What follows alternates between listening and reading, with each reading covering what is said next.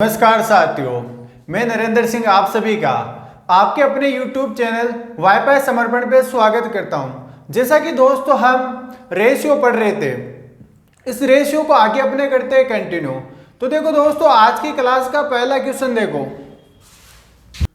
तो देखो क्वेश्चन क्या कह रहा है कि कोई धन ए व बी में 4:3 के अनुपात में बांटा गया, यदि ए का भाग 1400 रुपए है तो कुल धन क्या है।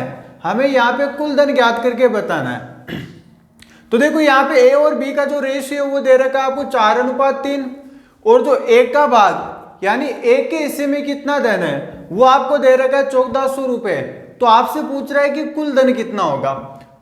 तो देखो यहां पर आपको ए और बी का ए अनुपात बी ये आपको दे रखा है 4:3, ये आपको दे रखा है 4:3, और यहां पे देखो एक का भाग आपको 1400, तो यहां पे देखो एक का भाग है वो 1400 और यहां पर कितना है 4। तो यानी मैं कह सकता हूं कि जो 4 यूनिट है, जो 4 यूनिट है वो किसके बराबर होगी, यहां पे 1400 रुपए के बराबर। भाई यहां पर जो एक का भाग है वो 1400 रुपए है और यहां पर अनुपात में एक का भाग कितना है 4, तो जो 4 यूनिट है वो किसके बराबर होगी 1400 के। तो यहां पे देखो एक यूनिट किसके बराबर होगी 1400/4। 4 से आप भाग लगाओ, इसके अंदर कितनी बार जाएगा भाई, ये 4 से देखो 2 से काटो, 1400 का आधा कितना हो जाएगा 700, फिर 2 से एक बार और काट दो, 700 का आधा कितना होगा 350, यानी ये 350 बार जाएगा। एक यूनिट की वैल्यू आ रही है 350 रुपए। देखो यहां पे आपसे पूछ रहा है, देखो कुल धन टोटल आपको निकालना है।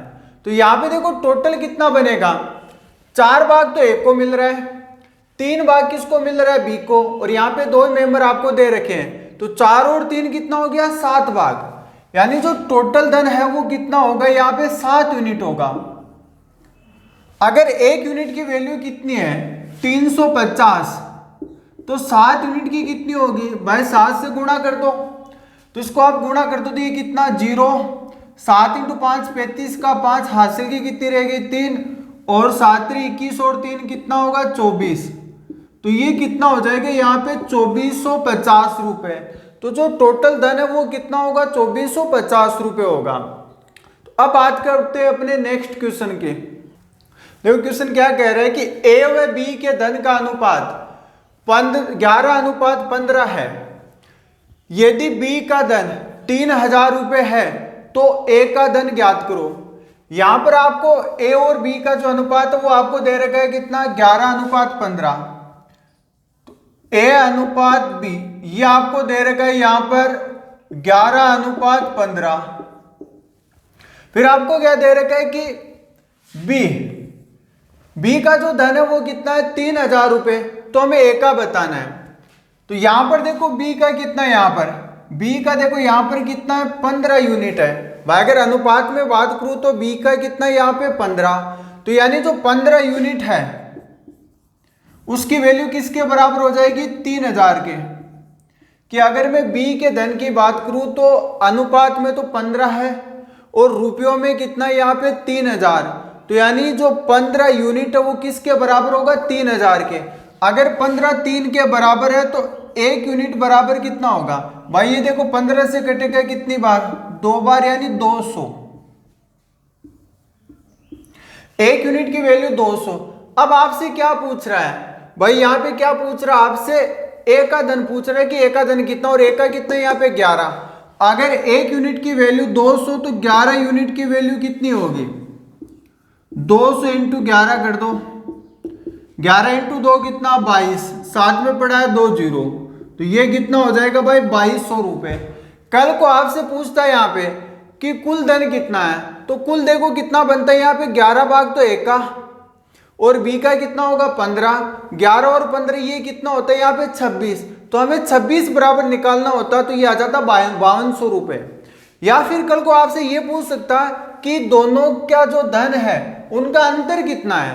अंतर देखो कितना आ रहा है यहाँ पे 11 और 15 में 4 यूनिट का अंतर है, तो 4 यूनिट की आप वैल्यू निकाल के बता देते कि 4 यूनिट की वैल्यू कितनी आ रही है 800 रुपए, तो अंतर होता 800 रुपए। कल को वो आपसे ऐसे भी पूछ सकता है कि बी का धन ए से कितना अधिक है, या फिर आपसे ऐसे पूछ सकता है ए का धन बी से कितना कम है। तो जो करने का जो तरीका होगा वो सेम ही रहेगा, केवल क्वेश्चन पूछने का जो तरीका वो अलग हो सकता है यहाँ पे। तो अभी आपसे पूछा ए का धन, तो ए का कितना आ रहा है यहाँ पे 2200 रुपये आ रहा है। तो अब बात करते हैं अपने नेक्स्ट क्वेश्चन की। देखो क्वेश्चन क्या कह रहा है, यदि ए व बी की मजदूरी का अनुपात 5:2 है, यदि बी की मजदूरी 1200 रुपये कम है तो ए की मजदूरी क्या है। यहां पे आपको ए की मजदूरी ज्ञात करके बतानी है। तो देखो जो ए और बी है उसका रेशियो क्या दे रखा है, यहां पर ए व बी का जो रेशियो दे रखा है वो दे रखा है आपको 5:2, ये दे रखा है 5:2। उसके बाद में देखो क्या दे रखा है कि बी की मजदूरी 1200 रुपये कम है। अब जो बी की मजदूरी है वो 1200 रुपये कम है, तो वो किससे कम होगी भाई, ए से कम होगी। ए से 1200 रुपये कम है। अगर यहाँ पे मैं अनुपात में बात करूं, अनुपात में कितना कम है भाई ए का जो अनुपात है वो 5 है, और जो बी का जो अनुपात है वो 2 है। तो अनुपात में कितना कम हो गया 3, अनुपात में कितना कम हो गया 3। और देखो रुपयों में कितना कम है, यहाँ पे 1200 रुपये कम है, रुपयों में 1200 रुपये। तो जो 1200 रुपये है वो किसके बराबर होगा 3 के, यानी जो 3 यूनिट है वो किसके बराबर होगी 1200 रुपये के। तो 1 यूनिट बराबर कितना होगा 1200/3, 3 से कटेगा कितना आ जाएगा 400 रुपये, यानी 1 यूनिट की जो वैल्यू आ रही है वो कितनी है 400 रुपये। अब आपसे क्या पूछ रहे हैं यहाँ पे ए की मजदूरी, और ए का भाग कितना है यहाँ पे 5। अगर 1 यूनिट की वैल्यू 400 है तो 5 यूनिट की वैल्यू कितनी होगी भाई 400 × 5, तो कितना हो जाएगा ये 2000, कितना हो जाएगा 2000। 1 यूनिट की वैल्यू 400, तो 5 यूनिट की जो वैल्यू वो कितनी होगी यहाँ पे 2000 रुपये हो जाएगी। तो उम्मीद करता हूं कि यहां तक आपको समझ में आ रहा होगा। अब अपने बात करते हैं नेक्स्ट क्वेश्चन की। देखो क्वेश्चन में क्या दे रखा है कि टीवी व एलसीडी के मूल्य में 2:7 का अनुपात है। एलसीडी का मूल्य टीवी के मूल्य से 2000 रुपये अधिक है, तो टीवी का मूल्य क्या होगा ये हमें यहाँ पे बताना है। तो सेम उसी टाइप का क्वेश्चन है ये। देखो टीवी अनुपात एलसीडी, ये आपको दे रखा है यहाँ पे 2:7। उसके बाद में देखो एलसीडी का मूल्य टीवी से 2000 रुपये अधिक है। जो एलसीडी का मूल्य वो टीवी से, देखो टीवी से कितना अधिक है, ये 2000 रुपये अधिक है, 2000 रुपये अधिक है। अब यहाँ पे आपको क्या चेक करना है कि रेशियो यानी अनुपात में कितना अधिक है। यहाँ पे ये टीवी का 2 है, एलसीडी का 7 है, तो अनुपात में कितना अधिक हो गया भाई 5। तो यानी जो 5 यूनिट है वो किसके बराबर होगी 2000 के। तो 5 यूनिट बराबर होगा 2000 रुपये। 5 बराबर 2000 है, तो 1 यूनिट बराबर कितना होगा भाई 400 रुपये। भाई ये 5 से देखो कटेगा कितनी बार जाएगा 4 बार, यानी ये कितना आ रहा है 400। 1 यूनिट की वैल्यू कितनी आ रही है 400। आपसे पूछ रहे हैं यहाँ पे टीवी का, और टीवी का कितना यहाँ पे 2। 1 यूनिट की वैल्यू 400, तो 2 यूनिट की वैल्यू कितनी होगी 800 रुपये हो जाएगी। यहाँ पे 2 यूनिट की वैल्यू कितनी होगी 800 रुपये। तो जो टीवी का मूल्य होगा वो कितना बनेगा यहाँ पे 800 रुपये बनेगा। अब बात करते हैं अपने नेक्स्ट क्वेश्चन की। देखो क्या कह रहा है क्वेश्चन, 2 संख्याओं का अनुपात 2:3 है। यदि प्रत्येक में 4 बढ़ा दिया जाए तो इनका अनुपात 9:13 हो जाता है। तो बताओ इनमें बड़ी संख्या क्या है। हमें यहाँ पे बड़ी संख्या बतानी है। इसमें जो 2 संख्या उनका आपको अनुपात दे रखा है कितना 2:3, यह अनुपात है 2:3। अब कह रहा है कि प्रत्येक में 4 बढ़ा दिया जाए तो इनका अनुपात 9:13 हो जाता है। तो अब यहां पर देखो ध्यान देना, आप डायरेक्ट इस अनुपात के अंदर 4 मत बढ़ा देना। भाई आपको क्या करना है, ये 2 संख्या, एक तो ये फर्स्ट हो गई और एक ये सेकंड हो गई, इसमें आपको 4 बढ़ाना और इसमें भी 4 बढ़ाना। जैसे आप 4 बढ़ाओगे तो इनका अनुपात बदल के कितना हो जाएगा 9:13 हो जाएगा। पर यहाँ पर आप डायरेक्ट नहीं बढ़ा सकते कि यहाँ पे आप 4 बढ़ाओगे तो ये 6 बनेगा, यहाँ पे कितना होगा 4 बढ़ाते 7, गलत हो जाएगा। यहाँ पे ये संख्याएं नहीं है, ये संख्याओं का अनुपात है। तो पहले यहाँ पे इनकी संख्याएं बनाओ। भाई ये कितनी होगी संख्या 2x होगी, और यहाँ पे ये कितनी होगी 3x। अनुपात 2:3 है, तो इनसे संख्या क्या बनेगी यहाँ पे 2x और 3x। अब आप इसमें 4 बढ़ा सकते हो और इसमें भी 4 बढ़ा सकते हो। अगर मैं इसमें 4 बढ़ाता हूं तो ये क्या बनेगा 2x + 4। अगर इसमें मैं बढ़ाता हूं तो ये कितना बनेगा 3x + 4। फिर इनके अनुपात की बात करें, जैसे ही आप 4 बढ़ाते तो इनका अनुपात कितना हो रहा है 9:13। तो इनका आप अनुपात ले लो। भाई अनुपात का मतलब क्या होता है, इनको बट्टे में लेना। तो अनुपात कितना होगा 9:13। अब इनका वज्र गुणन करवा दो। यहाँ पे देखो इसका इधर गुणा करवा दो और इसका इधर गुणा करवा दो। देखो 9 × 3 कितना होगा, ये होगा 27x प्लस 9 चौका 36, तो प्लस हो जाएगा 36 बराबर 13 का इधर गुणा कर दो, ये कितना होगा 13 × 2 कितना 26x प्लस यहाँ पे 4 से गुणा करो 13 चौका 52, तो ये हो जाएगा यहाँ पे कितना 52। अब अक्ष को आप एक तरफ कर दो। देखो ये 26x इधर आएगा, किसका होगा माइनस का, तो 27x माइनस का 26x बराबर उधर क्या पड़ा अपने पास 52, और ये 36 उधर जाएगा, किसका होगा माइनस का। देखो 27 में से 26x जाएगा, कितना बचेगा x बचेगा, और यहाँ पे देखो 52 में से 36 जाएगा, कितना बचेगा भाई। देखो 12 में से 6 जा रहा है, कितना बच रहा है 6, 4 में से 3 जाएगा, कितना बचेगा 1। यानी x की जो वैल्यू है वो निकल के कितनी आ रही है मेरे पास 16 आ रही है। x की वैल्यू यहाँ पे 16 है। अब यहाँ पे देखो आपसे क्या पूछ रहा है, वो पूछ क्या रहा है आपसे, देखो बड़ी संख्या ज्ञात करनी है। अब बड़ी संख्या कौन सी है 2x है या 3x। बेसिकली यहाँ पे बड़ी संख्या 3x है, तो बड़ी संख्या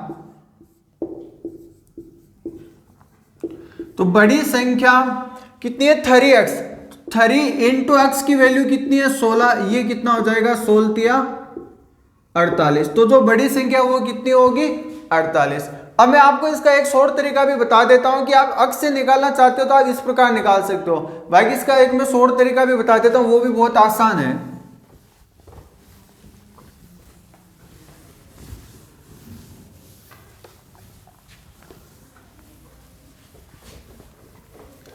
देखो बात को समझना, आपको जो संख्या दे रखी है उनका जो अनुपात है वो कितना दे रखा है 2:3। अब कह रहा है जैसे आप 4 बढ़ाते हो ना, इसमें भी 4 बढ़ाओगे इसमें भी 4, तो अनुपात कितना आ रहा है यहाँ पे 9 अनुपात कितना आ रहा है यहाँ पे 13 आ रहा है। अब यहाँ पे देखो ध्यान देना कि अगर मैं इसमें 4 बढ़ा रहा हूं और इसमें भी 4 बढ़ा रहा हूं तो अनुपात बन रहा है कितने यहाँ पे 9, और यहाँ पे कितना बन रहा है 13। मैं देखो दोनों तरफ बराबर बढ़ा रहा हूं तो यहाँ पर भी देखो यहाँ पे कितना बढ़ रहा है ये 7। भाई देखो 2 से बढ़ के कितना 9, यानी कितना बढ़ रहा है 7। 3 से बढ़ के 13 हो रहा है, तो यहाँ पे कितना बढ़ रहा है 10।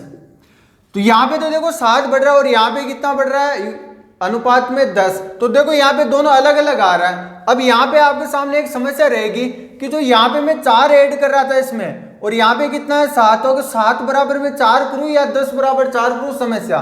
तो इसके लिए ये हमारे पास बराबर होना जरूरी है। भाई इधर जितना बढ़ रहा है उतना ही उधर होना चाहिए। अब ये हम बराबर कैसे करेंगे, तो यहाँ पे आप ध्यान देना ये बराबर कैसे होता है। देखो आपको क्या करना है कि आपको ये अंतर देखना है कि ये अंतर कितना है। इसमें देखो 2 और 3 में कितने का अंतर है 1 का। यहाँ पे देखो कितने का अंतर है 9 और 13 में 4 का। अगर ये अंतर बराबर है तो ये अंतर अपने आप बराबर हो जाएगा। तो आपको तो क्या करना है, ये अंतर बराबर करना है। अगर आपने ये अंतर बराबर कर दिया ना तो ये अंतर अपने आप बराबर हो जाएगा। अब ये अंतर बराबर करने के लिए क्या करना पड़ेगा, भाई ये 4 है और ये 1 है। अब इस 1 को 4 बनाना है। 1 को 4 बनाने के लिए मुझे किससे गुणा करना पड़ेगा 4 से। तो इसको नहीं करूंगा, पूरे अनुपात को 4 से गुणा करूंगा तब जाके ये 4 बनेगा। तो इसको 4 से गुणा करेंगे तो 4 × 2 कितना होगा 8 अनुपात ये कितना होगा यहाँ पे 4 × 3 12।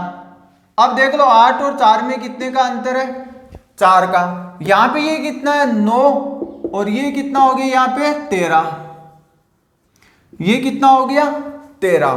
तो अब यहाँ पे देखो ये 9 और 4 सॉरी कितना है 13 और 9 में कितने का अंतर हो गया 4 का, और यहाँ पर भी कितना 4 का। तो अब आप देखोगे कि यहाँ पे देखो कितना बढ़ रहा है, पहले 8 था अब कितना हो रहा है ये 9, तो कितना बढ़ रहा है भाई 1 भाग बढ़ रहा है। 12 था 12 से बढ़ के कितना हो रहा है 13, तो कितना बढ़ रहा है 1 भाग। इधर भी देखो 1 भाग बढ़ रहा है और इधर भी 1 भाग, पर वास्तव में कितना बढ़ रहा है 4। देखो 4 बढ़ा रहे, इसमें भी 4 बढ़ा रहे और इसमें भी 4, पर ये जो 1 बढ़ रहा है वो किस में अनुपात में 1। तो मैं कह सकता हूं कि जो 1 यूनिट यानी 1 भाग बराबर कितना होगा 4, 1 बराबर 4। और आपसे क्या पूछ रहा है बड़ी संख्या। अब बड़ी संख्या में आपको ये अनुपात नहीं लेना है, जो बदलने के बाद में जो अनुपात आता है वो रखना है। 1 बराबर कितना है 4, तो 12 बराबर कितना होगा 12 चौका 48। तो जो बड़ी संख्या वो कितनी होगी 48। तो इस प्रकार आप ये बराबर करके निकाल सकते हो। अब बात करते हैं अपने नेक्स्ट क्वेश्चन की। देखो क्या कह रहा है क्वेश्चन के अंदर कि दो संख्याएं 5:9 के अनुपात में है, यदि प्रत्येक संख्या में 16 जोड़ दिया जाए तो उनका अनुपात 3:5 हो जाता है, तो वे संख्याएं क्या है। आपको वो संख्याएं ज्ञात करके बतानी है। तो पर आपको देखो उन संख्याओं का अनुपात दे रखा है, अनुपात कितना दे रखा है भाई 5:9 दे रखा है। यहां पे ये आपको दे रखा है दोनों संख्या है 5:9। फिर देखो प्रत्येक में जैसे आप 16 जोड़ते हो तो अनुपात कितना हो रहा है 3:5। ये कितना हो रहा है 3:5। इसमें भी आप 16 जोड़ रहे हो और इसमें भी आप 16 जोड़ रहे हो। तो यहाँ पे जैसे आप 16 जोड़ते हो तो फिर देखो बराबर बढ़ना चाहिए, इधर भी और इधर भी बराबर बढ़ना चाहिए। जबकि यहाँ पे देखो 2 कम हो रहा है, यहाँ पे कितना 4 कम हो रहा है। तो अब आपको क्या करना पड़ेगा भाई ये गैप बराबर करना है। तो इसके लिए आप ये देखो इसमें कितना गैप है, देखो 9 और 5 में कितने का अंतर है 4 का, और 3 और 5 में कितने का अंतर है 2 का। जो कम है उसको आप गुणा करके उसके बराबर कर दो। भाई ये 4 है तो इसको भी 4 बनाना पड़ेगा बराबर करने के लिए। तो इस 2 को मैं किससे गुणा करूं भाई 2 से गुणा करूंगा तब ये 4 बनेगा। तो 2 से इसको नहीं पूरे अनुपात को गुणा करना है। तो ये ऊपर वाला ऐसा का ऐसा रहेगा भाई, ये होगा 5:9। इसको आप 2 से गुणा करो, 3 × 2 कितना 6, और ये कितना हो जाएगा 10। अब आप यहां पे देखो 5 से बढ़ के कितना हो रहा है 6 हो रहा है, तो कितना बढ़ रहा है भाई 1 भाग बढ़ रहा है। 9 से बढ़ के कितना हो रहा है 10, तो कितना बढ़ रहा है 1 भाग बढ़ रहा है। इधर भी 1 भाग बढ़ रहा है, इधर भी 1 भाग बढ़ रहा है। यानी आप इसमें भी 1 जोड़ रहे हो और इसमें भी 1, पर आप जोड़ कितने रहे हो, यहां पे कितने जोड़ रहे हो 16 जोड़ रहे हो। तो 1 यूनिट की वैल्यू किसके बराबर होगी 16 के। 1 यूनिट की वैल्यू 16 के बराबर। आपसे पूछ रहा वो संख्या क्या है, तो वो संख्या देखो एक तो 5 और एक कितनी है 9। तो 1 की वैल्यू कितनी यहाँ पे 16, तो 5 की कितनी होगी भाई 16 × 5 80 हो जाएगी, और 9 की कितनी होगी भाई 16 × 9 16 नमा कितना हो जाएगा 144। तो वो संख्या क्या होगी 80 और 144। एक तरीका तो ये आप ऑप्शन से भी कर सकते हो। देखो ऑप्शन से कैसे करोगे, जैसे आपको ऑप्शन मिलेंगे, एक ऑप्शन आपको ये मिल जाएगा 80 और 144, फिर दूसरा तीसरा, इस प्रकार के 4 ऑप्शन मिलेंगे। तो आपको देखना है कि किसके अंदर अनुपात 5 और 9 आ रहा है। भाई यहाँ पे आप 80 और 144 का अनुपात लो, भाई ये कटेगा 16 से 5 बार, ये कटेगा कितनी बार 9 बार, तो ये आ रहा है अनुपात। फिर आपको क्या चेक करना है, इसमें 16 जोड़ना और इसमें भी 16, फिर आपको अनुपात लेना है। तो फिर अनुपात कितना आना चाहिए 3:5, तो वही ऑप्शन आपका राइट होगा। तो आप ऑप्शन से भी कर सकते हो। तो चलो बात करते हैं अब नेक्स्ट क्वेश्चन के। देखो क्या कह रहा है क्वेश्चन के अंदर कि ए बी व सी ने कुल मिलाकर 19,800 रुपए कमाए। ए और बी की कमाई में 2:1 का अनुपात और बी व सी की कमाई में 3:2 का अनुपात है, तो बी ने क्या कमाया। तो आपको बी की कमाई ज्ञात करके यहां पे बतानी है। तो देखो यहां पर पहले आपको क्या करना है, ए बी व सी का सतत अनुपात निकालना पड़ेगा, क्योंकि देखो आपको ए और बी का अनुपात दे रखा है। ए अनुपात बी आपको दे रखा है, कितना दे रखा है भाई 2:1 दे रखा है। बी और सी का अनुपात कितना दे रखा है यहाँ पे 3:2। बी और सी का जो अनुपात है वो कितना दे रखा है, 3:2 दे रखा है। अब आपको क्या करना है भाई, यहां पर ए अनुपात बी अनुपात सी, इनका ये सतत अनुपात निकालना पड़ेगा पहले। जब तक आप इसका सतत अनुपात नहीं निकालोगे तब तक आप इसका आंसर नहीं दे सकते हो। तो पहले आपको ये सतत अनुपात, और ये सतत अनुपात कैसे निकाला जाता है ये मैंने आपको पहले वाले वीडियो के अंदर बताया था। तो यदि आपको ये नहीं पता है तो आप पहला वीडियो जाके देख सकते हो। तो यहां पर देखो कैसे निकालोगे इसको। ए के लिए आपको क्या करना है, इन दोनों का गुणा, ए के लिए होगा 3 × 2 कितना होगा 6। लास्ट वाले सी के लिए इनका आपस में गुणा कर दो, ये कितना हो जाएगा 2 × ए कितना 2। और बीच वाले के लिए इनका तिरछा गुणा कर दो, तो 3 × ए कितना होगा 3। अब यदि ये कट रहा हो तो उसको आप काट के छोटा कर सकते हो, बट यहां पे है ना ये कट नहीं रहा। यहां ए को कितना मिलेगा 6 भाग, बी को कितना मिलेगा 3 भाग, सी को कितना मिलेगा 2 भाग, और कुल मिला के कितना है यहाँ पे 19,800। यानी तीनों की जो कुल मिला के जो कमाई है वो कितनी है 19,800। और अनुपात में कितनी है 6 + 3 कितना 9, और 9 और 2 कितना 11। कुल मिला के जो कमाई है वो कितनी 11 यूनिट है। और 11 यूनिट किसके बराबर होगा यहाँ पे 19,800 रुपए के। तो एक यूनिट की वैल्यू किसके बराबर 19,800 बट्टा 11।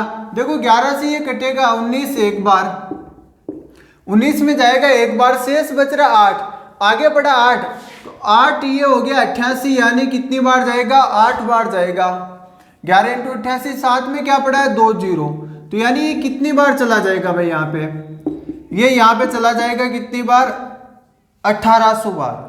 11 का भाग आप 19,800 में लगाओगे तो कितनी बार जाएगा ये 1800 बार चला जाएगा।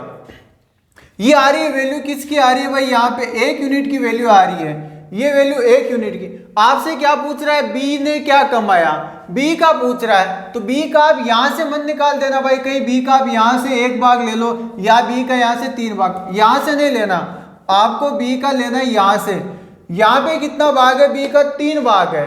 अगर 1 भाग की वैल्यू कितनी है भाई 1800, तो 3 की कितनी होगी 1800 × 3 ये कितना हो जाएगा यहाँ पे 5400 रुपये। कितना हो जाएगा 5400 रुपये, यानी 5,400 रुपये ये आ जाएगा यहाँ पे बी की वैल्यू। तो चलो बात करते हैं अपने नेक्स्ट क्वेश्चन के। तो देखो क्वेश्चन में क्या कह रहा है कि 50 लीटर मिश्रण में दूध व पानी का अनुपात 3:5 है।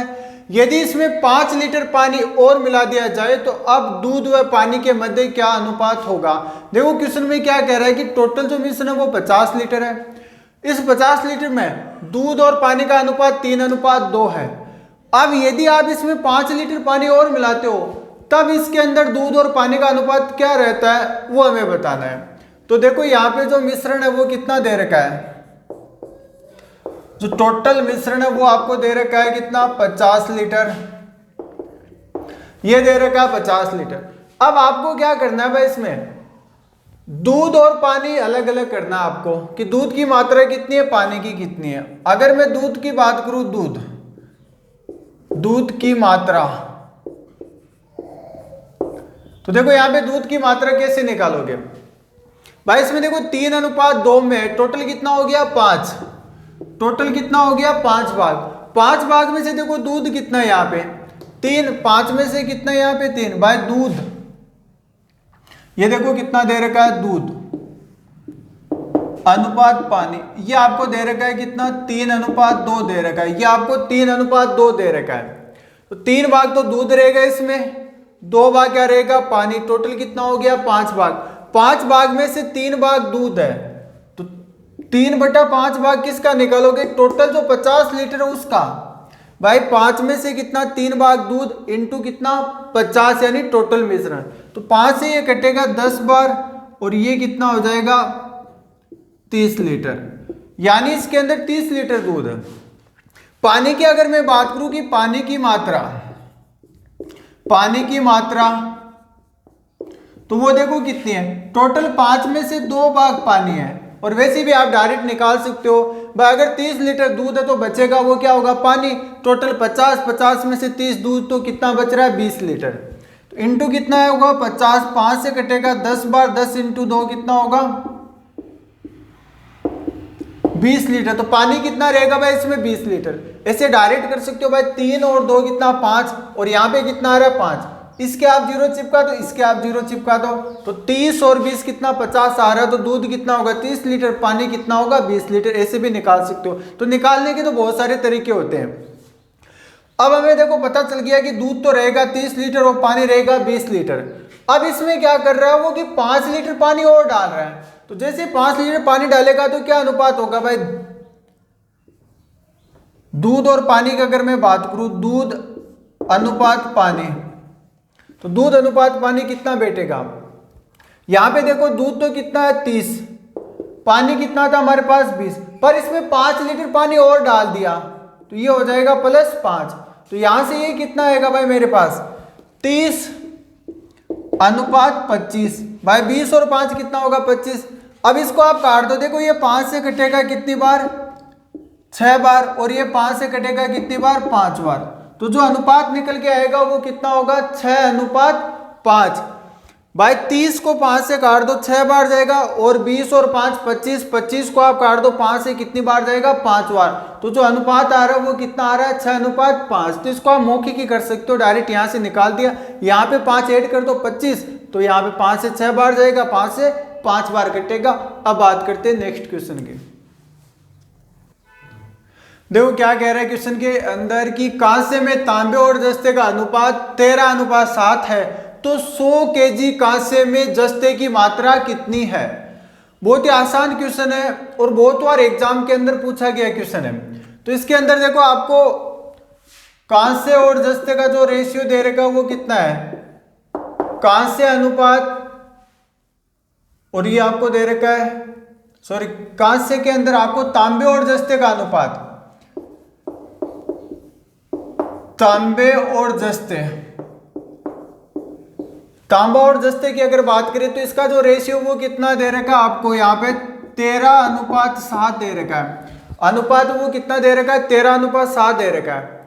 और क्या कह रहा है कि ये टोटल कितना अपने पास, भाई जो कांसा वो टोटल कितना यहाँ पे 100 केजी है। तो 100 केजी के अंदर देखो 13 भाग तो तांबे का होगा और 7 भाग जस्ता का होगा, टोटल कितना हो गया 20 भाग। तो यानी जो 20 भाग यानी जो 20 यूनिट है वो किसके बराबर बनेगा 100 केजी के। अगर 20 यूनिट बराबर 100 केजी है तो 1 यूनिट की वैल्यू कितनी हो जाएगी 5 केजी। 1 यूनिट की वैल्यू कितनी होगी 5 केजी। आपसे क्या पूछ रहा है जस्ते की मात्रा, तो जस्ते का कितना भाग है 7 भाग, 1 की वैल्यू 5 तो 7 की वैल्यू कितनी होगी भाई 5 × 7 यानी कितना हो गया 7×5 35। तो जो जस्ता होगा वो कितना होगा भाई अपने पास, जस्ता होगा यहाँ पे 35 केजी। कल को आपसे पूछ ले तांबे का, तो तांबा कितना है 13, तो 1 बराबर 5 तो 13 बराबर कितना होगा 65 केजी हो जाएगा। तो चलो आज के लिए अपना इतना ही रखते हैं, नेक्स्ट बात करेंगे अगले वीडियो के अंदर। तब तक के लिए धन्यवाद।